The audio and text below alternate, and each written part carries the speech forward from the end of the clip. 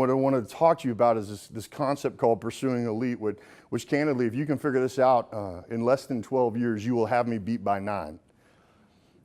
Because it took me that long to figure out what I missed and how to get back on it and to go back after it. And when I say pursuing elite, this is what I mean. What I mean is, in any endeavor, in any outcome, you can only have one of 5 outcomes. In any goal or objective, any mission, you can only have one of 5 outcomes. That's it. It can be bad, it can be average, it can be good, it can be excellent, or it can be elite. That's it. Bad, average, good, excellent, and elite. And I've always just wanted a life that lives somewhere between excellent and elite. That's it. You know, and the difference between those two things was made clear to me on, I was blessed, I got to lead one of the first units into the Middle East after 9/11, and we started doing MEO, which is a maritime interdiction. We were basically taking ships down right after the days after 9/11. And for those of you unfamiliar with that mission set, it's like piracy. It's fantastic. I was basically a legal pirate, which is what I've learned is called a privateer. It's just you're still a private, just someone else says you can do what you're supposed to do. And it was everything I'd signed up to, and I mean, it was great. And I would tell my guys, like, hey, we're pirates. Take the eye patch off. Both eyes open. Both eyes open. We got to have, it's cool, like flip it up. You know, when we're going in, wear the patch, but flip it up once we hit the deck. And it was everything that we wanted. And I remember as the OIC of a squad and then a platoon and task unit, we hit this one ship, and it was a huge ship, and we had some great intel on who was on it and what they were trying to do, and it was important that we took it. And we hit it, and everything just went the way it was supposed to. You know, everything just went the way it was supposed to. And there's these moments where you just watch. When I say the boys, I think women have distinguished themselves in combat and in service more than any other generation. And I have 3 daughters. So I love that we have women of valor in our military. And so when I say the boys, I'm talking very specifically about my unit, all men. And when you watch the boys hit a target the way they're supposed to, it was like watching water roll downhill. It was magnificent. You know, you could claim no authorship over it. It's just like you happen to be in the right place at the right time with the right people, and everything just worked out. And I remember sitting on the bridge, watching them just mow through the target, and we were just hooking it, and it was pristine, and it was so successful that we had to go talk to one of the regional commanders. And I remember walking across the flight deck, and it was right out of the movies. And I was walking next to my chief, and you know, we had beards and all kitted up, and you know, it was a poster. And I remember walking across, and I turned and looked at him. I said, "Hey, Chief, the boys were excellent. The boys were excellent. We ought to do something for them." And he stopped. And he turned and looked at me, and he squared up to me. And he leaned in, and he said, "Sir, the reward for excellence is no punishment. I'm not here to be excellent. I'm here to be elite."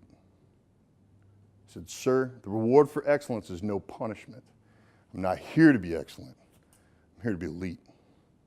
And he turned and walked off. And I thought 2 things in that moment. The first was this: I'm so scared of that man, my God. I mean, I was scared of him before then, but after that, I didn't want to make eye contact with him. I was like, I'm going to get some coffee if that's cool. I will bring you coffee, and if you like that coffee, perhaps you will say, I can get coffee. Then I will go get coffee as well, Chief. And the second thing was this: I got it. I got it. I'm not here to be excellent. I'm here to be elite. The reward for excellence is no punishment. I get it. And as I look back on my life, I realize that that's kind of what I've always been about, and that doesn't change, in uniform or not. You're either pursuing elite or you're not. You're either okay getting there, or you know that getting there is just the beginning. I've been out for a while, and here's what I tell you. The world is going to try to sell you that there's some X on a map that you'll get to, and everything will be great. You have this much money, you'll have this kind of marriage, you'll have this pretty kids, you'll have whatever. There's an X on a map that you get to, and everything will be great. And here's what I'm here to tell you. It's a lie. It's not true.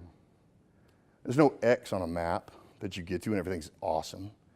One of the things we know in our community, in our culture, is this: there's an X, and you get to it, and you get done with it, and then what do? What's that? What's that ridge line? What's that over there?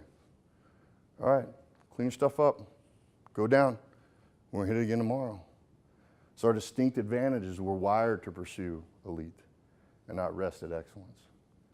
And as I look back over my life and those days right after that, as I started kind of begin to look at my life through that lens, and what I'd tell you is this is, I'm this achieving average. I'm an achieving average. I'm not an average achiever. There's a difference. When I say I'm an achieving average, what I mean is if you were to aggregate all my skills, if you were to put a grade on them, you would find me to be in a high C or a low B in just about everything, except for looks. I'm really good looking. Let's just go ahead and get that out of the way. I tell my wife all the time, I'm like, I'm more than a piece of meat, babe. I mean, I have ideas, thoughts. I write songs, they're not good, but I write them. Y'all laughed at that. It's kind of hurtful. You make me think that y'all don't think I'm good looking. That's probably just your insecurity. I'm an average guy that just knows how to try hard. When you're the fifth string fullback in 8th grade and there's only 3 other fullbacks, like you got to kind of grip us with some averageness at that point. You're like, that's mathematically impossible. How am I the fifth string fullback? There's only 3 other fullbacks. Like, yeah, we're going to move a guy from guard and put him in. I'm like, that's just rude, man. Just make up something else. Don't tell me that. But that was my gift. My gift was, listen, Clint, if you want to do knowing that I was average didn't change my aim. It just made me aware that I needed angles, allies, and advantages to do anything.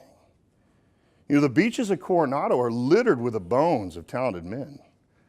Because if you're aiming high enough, the mountain makes all men and women average. And by the time you realize that mountain's really high, and you're 12,000 feet up it, you're like, man, if only I had angles, allies, and advantages. But we start out with those things. Because the military, the best gift the military ever gave us is this. It beat the us out of us. The military beats the you out of you. And now you're useful. And so what I figured I wanted to do is I wanted to distill these things and learn, what is it about pursuing? What's excellent and how do I go past that? Because if bad's okay with you, we're not going to be friends. Let's not talk after this. I don't have anything to say to you. If average doesn't have any secrets. There's all my 41 years, I've never heard anybody walk up to someone and go, how have you maintained such mediocrity for this is not out there. There's no manual. It's not a book on Oprah Winfrey's Club. And it was like, the only one I've seen is Tom Arnold. That comedian? He's got this book. My name's Tom Arnold. Here's how I lost 6 pounds in 5 years. That's fairly average. I turned 40. I thought that was ambitious. I was like, 6 pounds in 5 years. I mean, how do you do that? That's average. Good? Good's okay.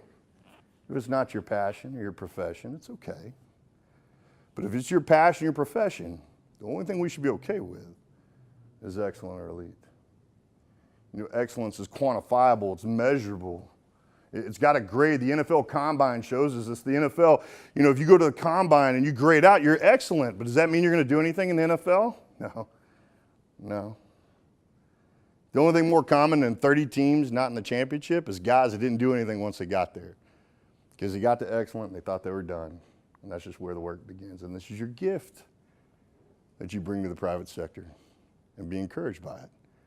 I deal with CEOs every day, and they cannot wait to replenish their talent pool with you because they know what you're made of. They can't wait to turn you on what they know you can be. So what does it mean to pursue excellence? Well, here's what I tell you. As this very average guy who's managed to do these pretty great things, mostly because I've surrounded myself with the right people, I've studied them. I've studied these elites. I've studied people who typically always do really, really well at what they're doing over and over again. Like, I don't care if you were great once. I care if you're great over and over and over again. That's what fascinates me. How do you do that? How do you maintain this legacy? How do you keep this trend line of being awesome for this many years? And what I found is no matter what happens, if it's on the ball field or the battlefield or the boardroom, there's these 5 habits that all elites have. And when I share these with you, there's going to be one of 3 things that happens. You're either going to be affirmed by this. Hey, I do that. I do that. You're going to be informed by this, meaning, that's cool. I didn't know how to say it like that, but I get it. Or you're going to be convicted by it. Man, that's not me. I need to do that more. Every time I give this presentation, it's all 3 to me. All 3. I don't hate myself as much as I used to because I pay attention to what I want to be good at and I acknowledge myself when I'm good at it. Hey man, I do that. You know, in some question that I get with people, I learn something new. I'm always being informed. You know, I'm curious by nature, and then I'm always a little bit convicted. Ah, man, I got to do that more. I missed an opportunity to do that yesterday. All three. And what I want to share with you tonight is those 5 habits. And the 5 habits are this. And before I go, I need to make you use my definition for a couple things. I'm going to use the word elite a lot. And when I use the word elite, I mean elites. I do not mean elitists. Here's the difference. The 5 habits of elite achievers are this. They're balanced. They're curious. They're tribal. They always know why they're there. And they share their scars. There's a distinct difference when I go through these things, when I'm dealing with a private sector company, which I love. I love the private sector. There are wonderful people in it. But when I'm in a room full of you, I see oh, that still works? Oh, that counts? Oh, I can still do that and be successful? Let me tell you what, not only can you, you have to.